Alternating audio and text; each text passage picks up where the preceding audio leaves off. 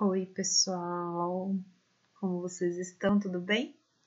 Bom, então a gente vai estar falando a respeito daquele tema que nós vínhamos estudando, né? Que é a transmissão do calor, né? E a gente estudou com bastante profundidade a propagação do calor por meio da condução, né? Que é descrita pela lei de Fourier. E nós vimos recentemente, né, a convecção térmica, mas do ponto de vista de alguns fenômenos que ocorrem baseados nela, né? E eu comentei com vocês o seguinte, que o tratamento quantitativo da convecção térmica é muito complexo por conta de que é um meio de transmissão de calor que envolve também transporte de matéria. E eu comentei então que nós trataríamos isso de um ponto de vista qualitativo, né? Entendendo o fenômeno e também procurando ter conhecimento de como que ele impacta, né? Na natureza, em vários fenômenos com os quais a gente se depara, tá? Então, nós havíamos visto em sala de aula, né, naquela aula nossa do dia da pipoca,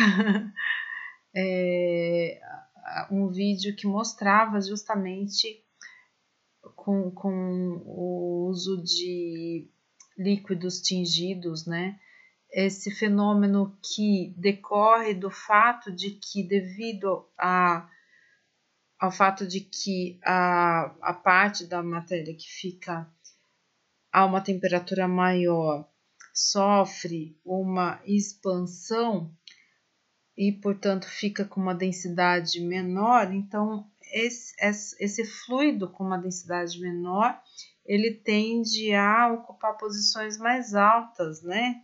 Ele sobe e ao passo e acaba ocupando então a posição do fluido que está mais acima, com densidade maior, que tende a descer. E por conta disso a gente tem essa movimentação da matéria que está a uma diferente temperatura.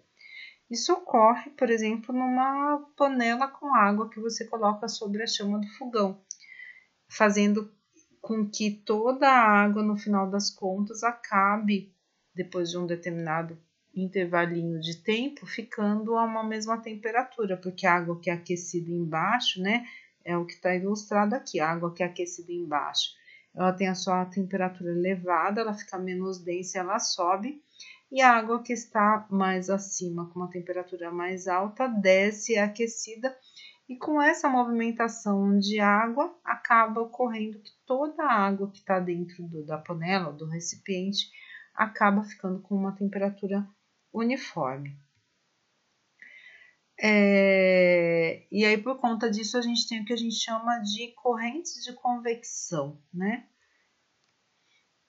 A convecção ela pode ser natural, quando o calor ele acaba sendo transferido devido a essa circulação dos fluidos, mas em função das alterações na densidade que são decorrentes do próprio aquecimento de determinadas camadas do fluido, né? Aquecimento natural. Mas a gente também tem uma convecção que pode ser forçada como decorrência da ação de um agente externo, como, por exemplo, um ventilador. O ventilador também gera correntes de convecção, né? Bom, e aí falando de aplicações e consequências disso, e aí a gente vê até o próprio voo dos pássaros. Eu cheguei a comentar também com vocês a respeito de correntes de convecção que ocorrem nos oceanos. Comentei até sobre aquele filme tão lindo, né, que é Procurando Nemo, né, em que a gente tem lá as tartarugas se fazendo valer daquela corrente de convecção que existe mesmo dentro dos oceanos, né, nas profundidades. E aí também a prática de esportes, né, como a asa delta também, se fazem valer disso. Até tenho vontade de voar de asa delta. Eu tenho um amigo que mora em Santos, que uma vez ele até falou isso para mim. Ele falou assim, ele mora lá, mas ele nunca fez, e lá o pessoal pratica com bastante frequência, né? Aí ele falou assim para mim, vamos sim, vamos. Só que a gente tem que ficar observando os urubus, porque quando os urubus estão planando, é quando tá melhor para praticar esses esportes. Eu só sei que ele fala isso para mim, só que ele não toma coragem, né, de ir comigo. Mas eu vou querer pular de asa delta. Eu confio mais em asa delta do que em paraquedas. Acreditem se quiserem. Mas enfim, brincadeiras à parte, o fato é que os animais conhecem a respeito intuitivamente, né, faz parte dos instintos deles a respeito dessas correntes de convecção que ocorrem tanto na atmosfera, no caso das aves, né, como nos oceanos, aí no caso dos peixinhos e das tartaruguinhas marinhas, né. E eu tinha comentado com vocês também a respeito quando a gente quer resfriar um ambiente, a gente coloca o ar-condicionado em cima, porque o ar mais frio ele é mais denso, então ele desce, e o ar mais quente sobe, e depois de um determinado tempo, devido a essa corrente de convecção, todo o ambiente acaba ficando a uma temperatura uniforme. Falamos também a respeito, falamos não, né? Assistimos um vídeo que falava a respeito das movimentações de ar, da brisa terrestre, da brisa marítima, que é também decorrência desse fenômeno de que o ar quente sobe e o ar frio desce. Correntes de convecção, aqui está, ó, movimentos na atmosfera, foi um dos vídeos que nós assistimos, tá? Tô só reforçando aqui, pessoal, com vocês. Outro vídeo que nós assistimos foi a respeito da inversão térmica, que é um fenômeno natural e que costuma ocorrer nas estações do ano mais frias, né? E que acaba sendo problemático naqueles lugares onde nós temos uma alta poluição do ar, porque nesse caso não há uma renovação natural do ar que ocorre nos dias mais quentes, quando o ar mais aquecido sobe, levando a poluição para cima, né?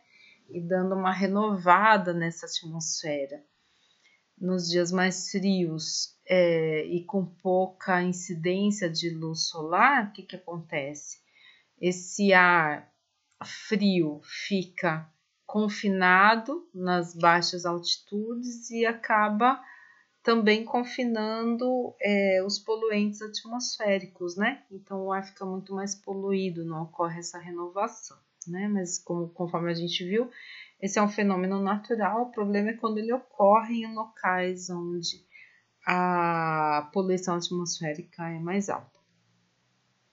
Já havíamos falado anteriormente também sobre a questão dos lagos que congelam da superfície para dentro, e isso ocorre também em função da convecção e do fato de que a água ela tem um comportamento anômalo, um pouco diferente do comportamento da maioria das substâncias que conhecemos, né?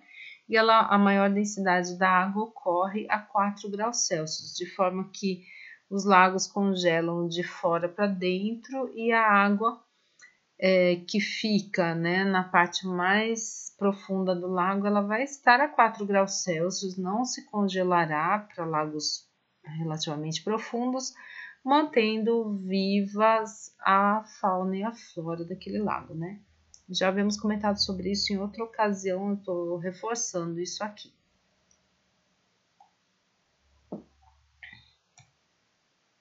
Bom, eu vou parar por aqui e vou então salvar esse vídeo, e agora eu vou passar a gravar um outro vídeo falando sobre a irradiação.